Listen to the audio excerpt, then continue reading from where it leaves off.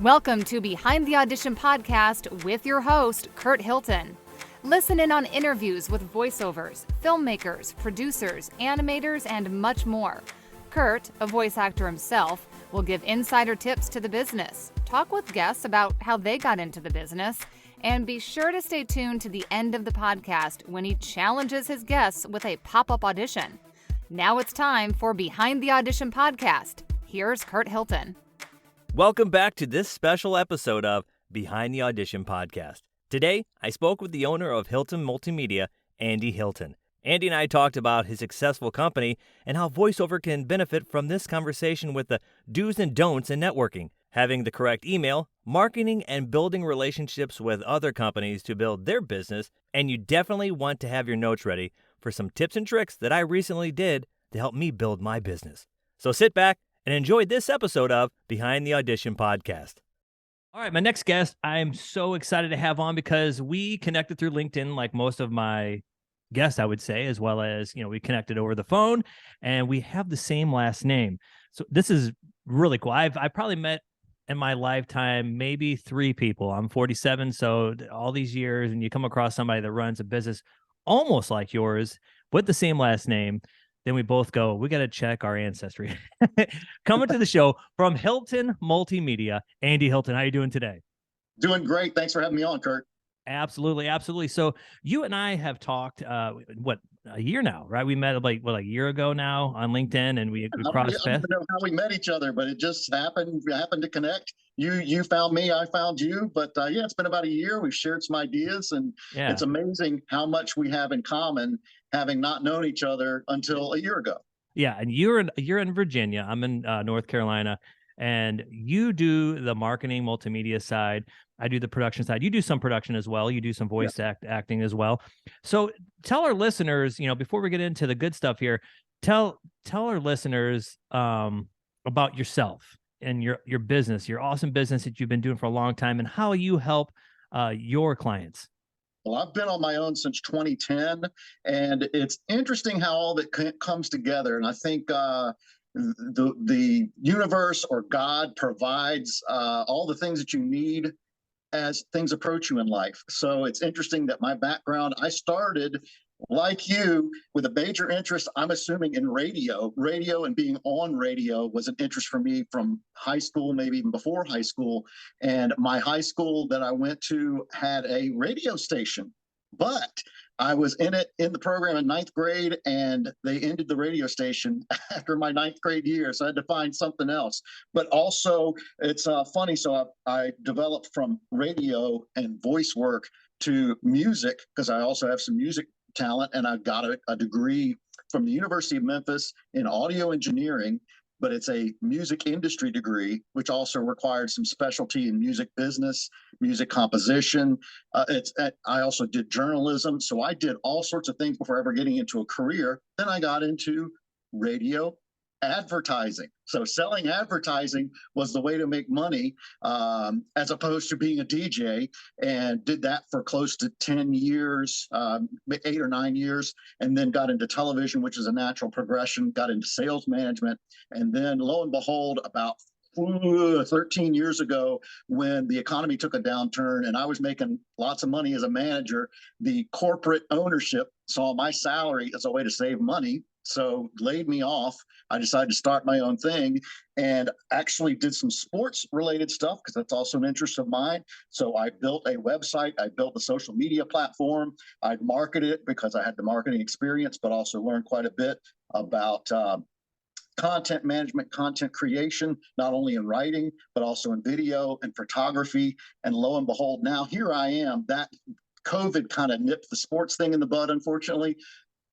Long story short, I've done writing, music, video, audio, photography, content creation, so on and so forth, which brought me here where I am today. So I'm sort of a jack of all trades and use my marketing experience to help clients build their business.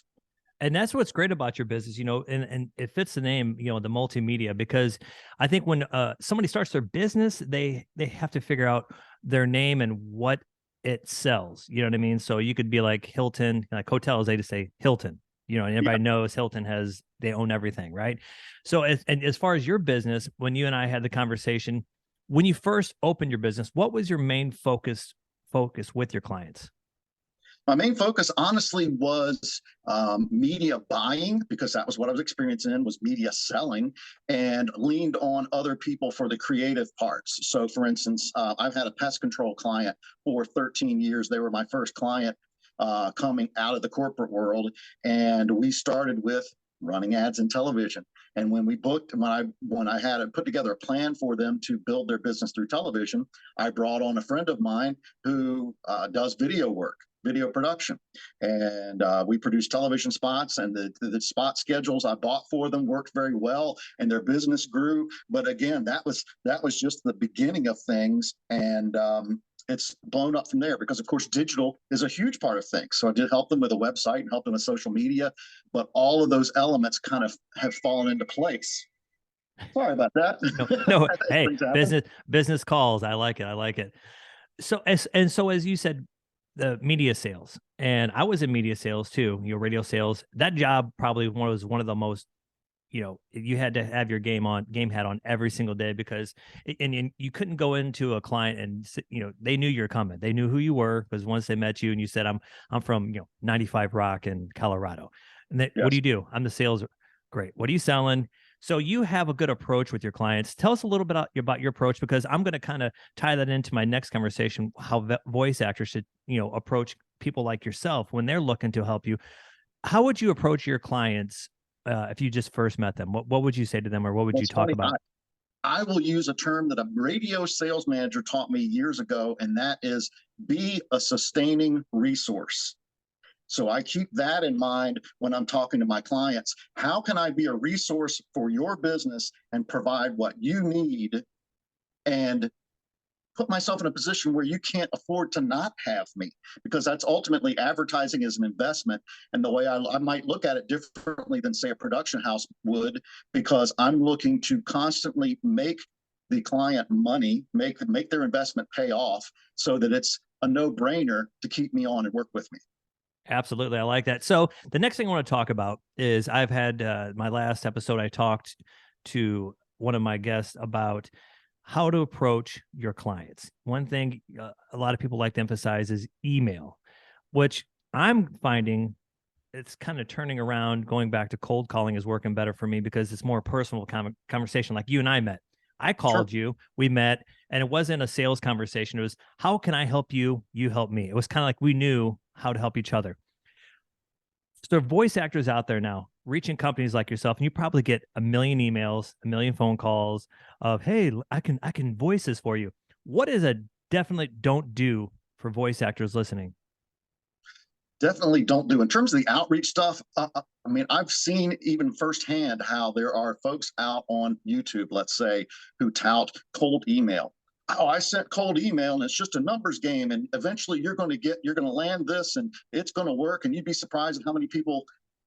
I get so many emails every day. If cold email works 2 years ago, to me, it doesn't work now. So you really need to know your client, and you really need to pursue your client personally. Sending and I can't also tell you, I'm sure you've gotten the same thing, cold emails where they've gotten my name wrong, where they've gotten my company wrong, where they don't know what I do. There's just uninformed cold email would be the worst situation. So yes, I agree with you from the standpoint of the right thing to do is try to get to know your client before you reach out. Have a purpose, bring a solution. And that's something that was told to me over and over again, and I learned firsthand in advertising sales, is the client doesn't want to necessarily buy your product. The client wants a solution. You're finding the pain, and you're solving the problem. I love that. And I recently started making like my CRM, my spreadsheets, my clients that I've been working with throughout the years. My new thing was to keep in touch with them, but not bother them. I'll send like a promo, not a promo like demo, but a promo price sheet, like spring or fall or winter, what have you.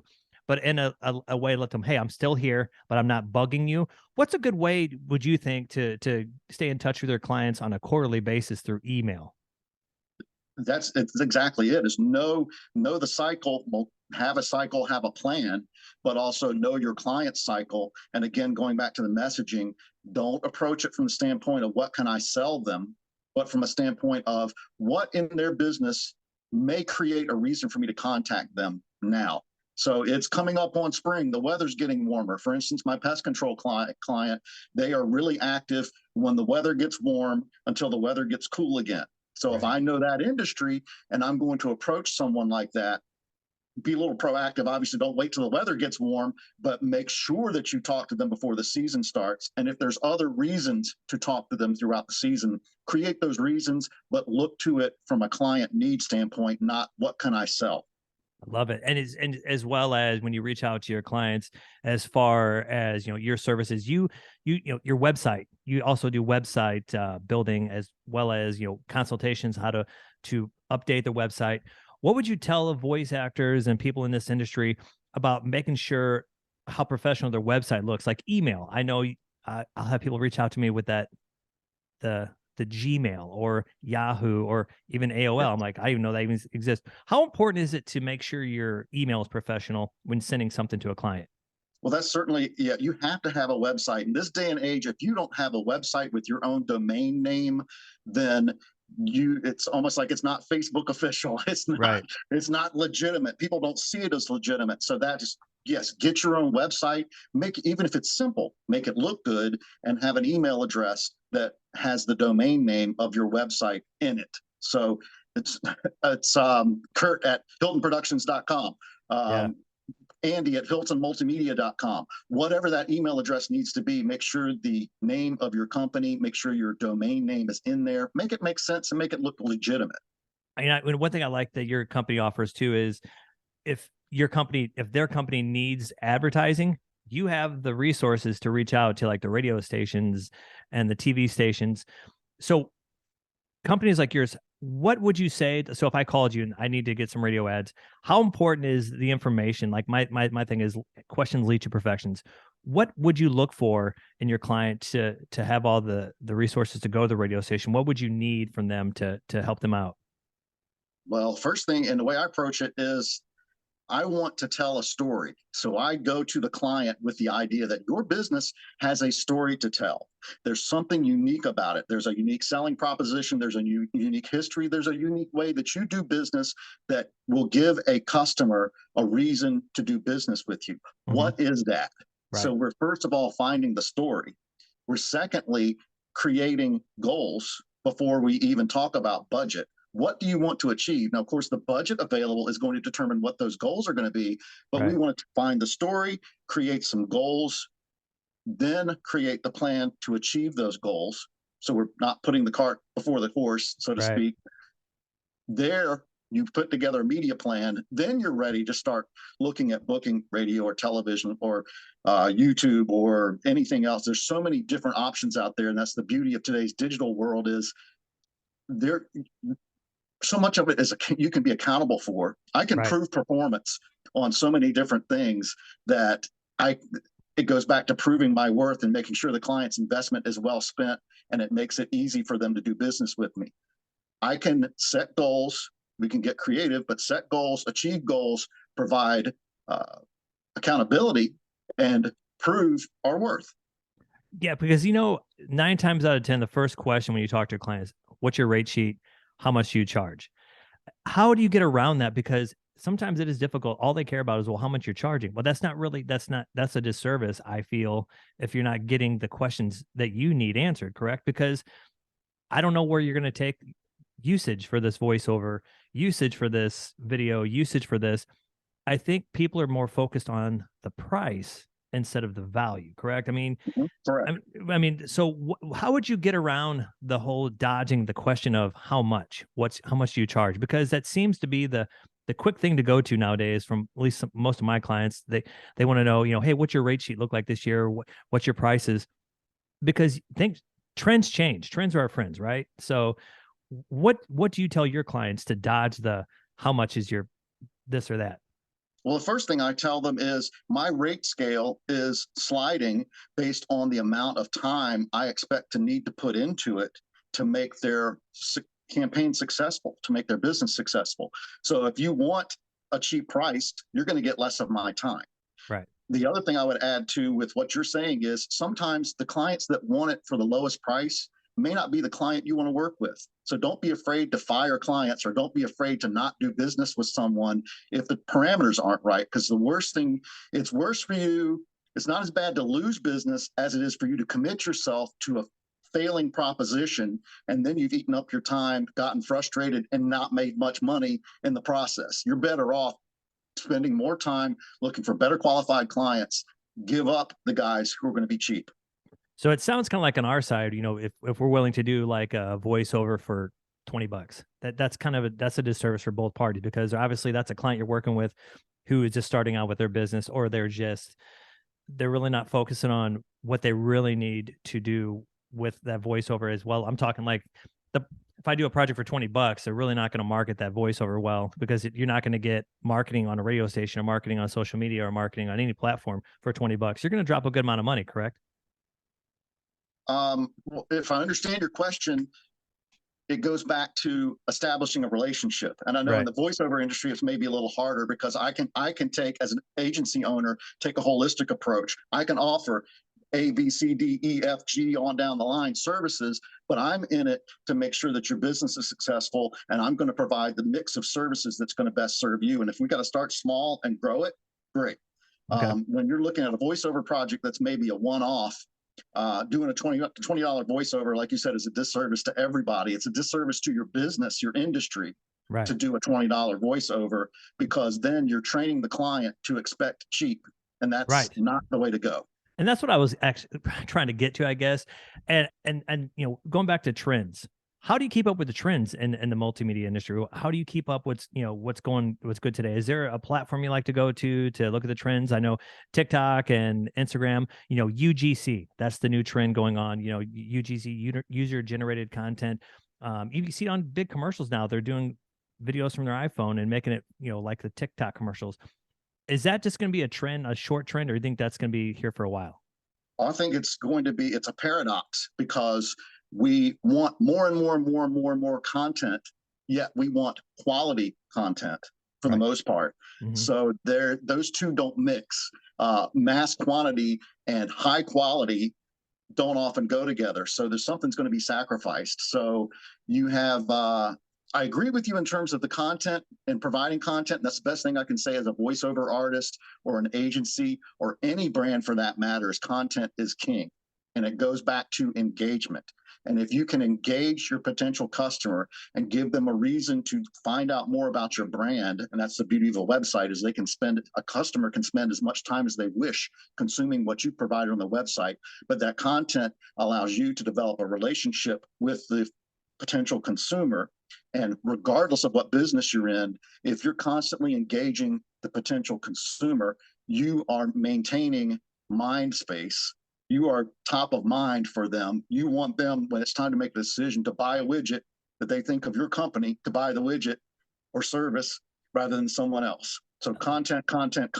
But yeah, there is a challenge of creating mass quantity, and it goes back to telling your story, and where do you stand in the market, and what would the potential customer expect from you? Because if the demand isn't so much quality as it is quantity, and that's what the customer expects, great, give them quantity.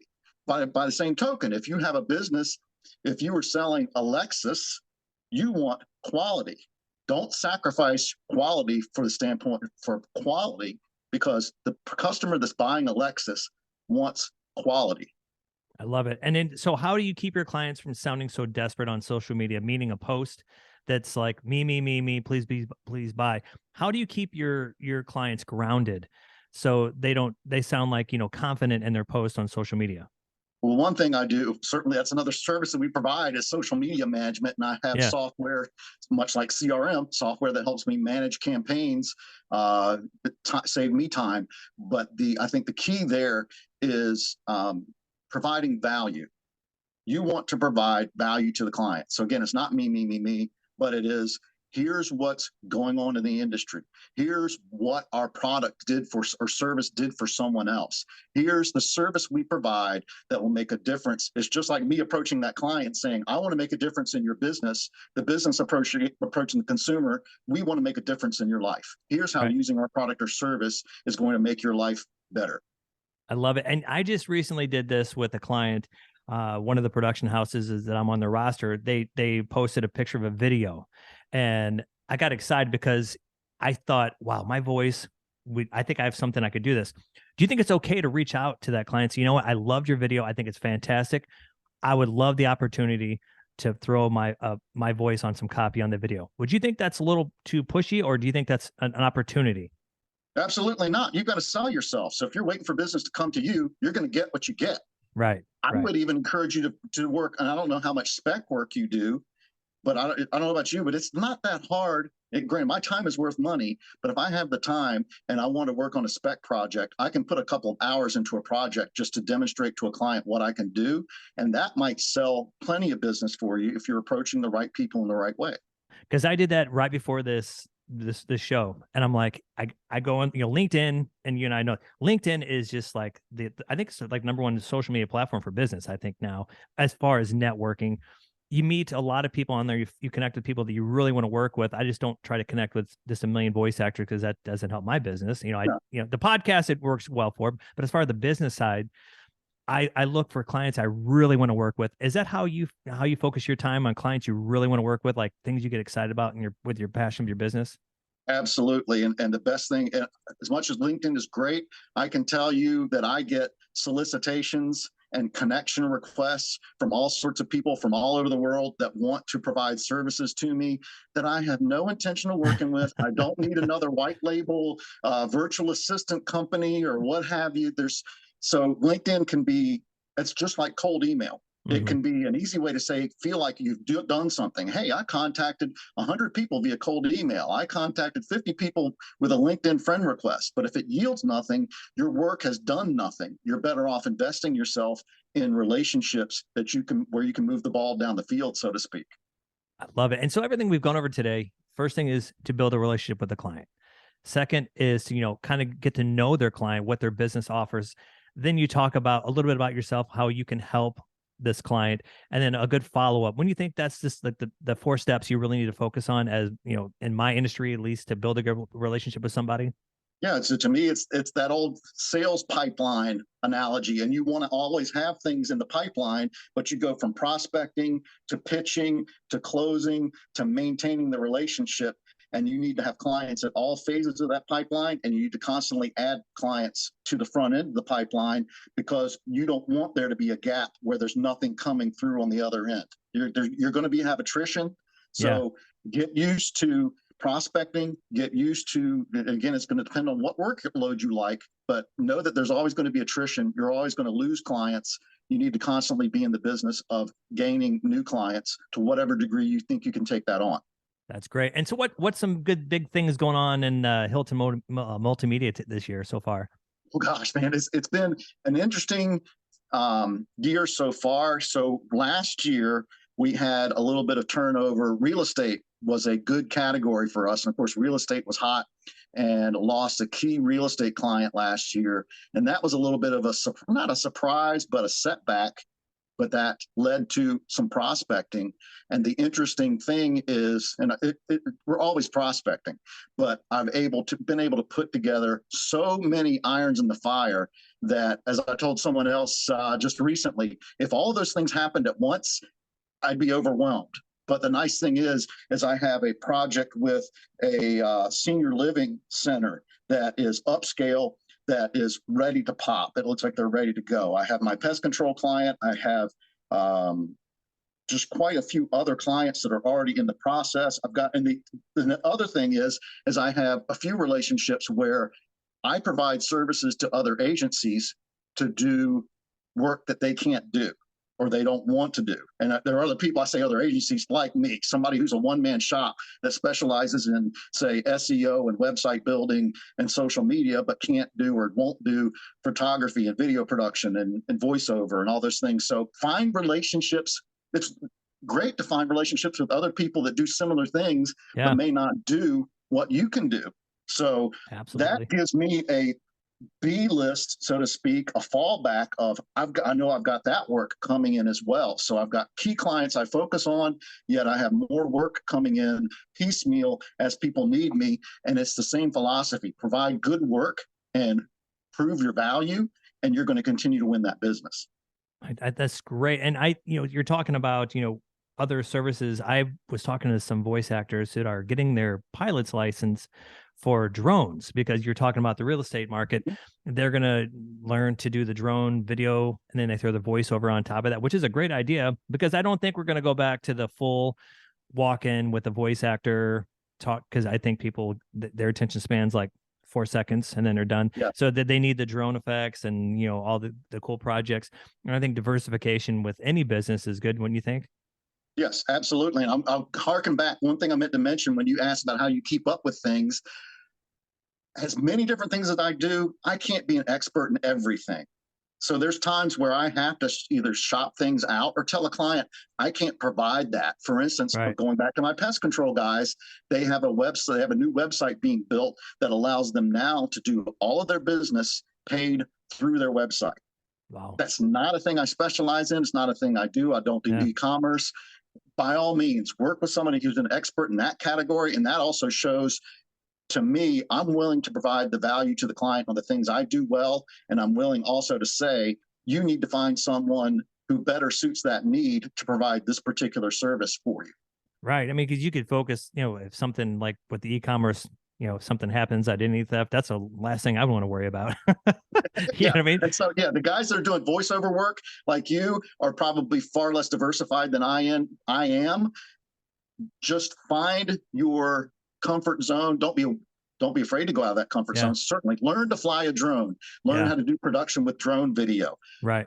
By the same means, don't feel like you've got to take on everything. Be good at what you be a master of what you can master and leave the other things alone. It's okay to say, I do enough different things. I'm providing value. I'm confident in the value I provide doing these particular things.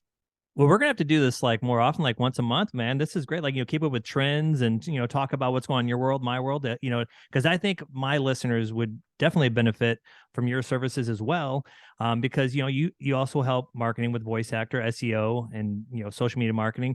How can we find you on the World Wide Web? The World Wide Web, HiltonMultimedia.com. Very easy. It's Hilton, like the hotel, MultiMedia. And my email address is Andy@HiltonMultimedia.com. But we also, of course, have a contact us tab on the website. So it's very easy to use.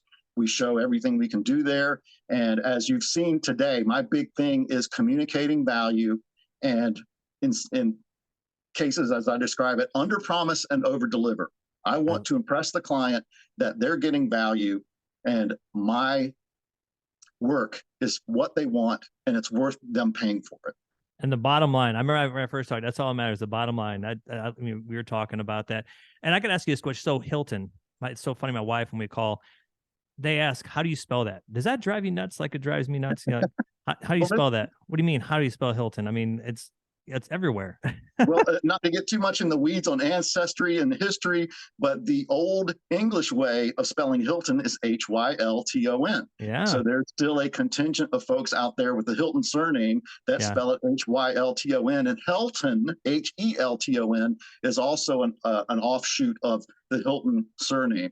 Yeah, I know. So we do have to check our ancestry. We gotta check out. We could be like, long distance cousins. We're on this side, and our families, the Hilton did originate and come to this area, like most people did, New York, and then down here, and then they went to the Midwest. But I just want to say thank you so much for taking the time. We will definitely have to do this again, for coming on Behind the Audition and giving us some knowledge and some, better idea what and how we should market our brands and our companies. And thanks so much for coming on the podcast. You're welcome. Happy to provide value. And I'm sure we'll talk within the next couple of weeks and catch up. Andy, thanks so much. That'd be great. For more information about Andy Hilton and Hilton Multimedia, go to HiltonMultimedia.com. Thanks for listening in on Behind the Audition podcast, made possible by Hilton Productions. If you need a male or female voiceover, contact us at hiltonproductions.com. Hilton Productions, let our voices do the selling.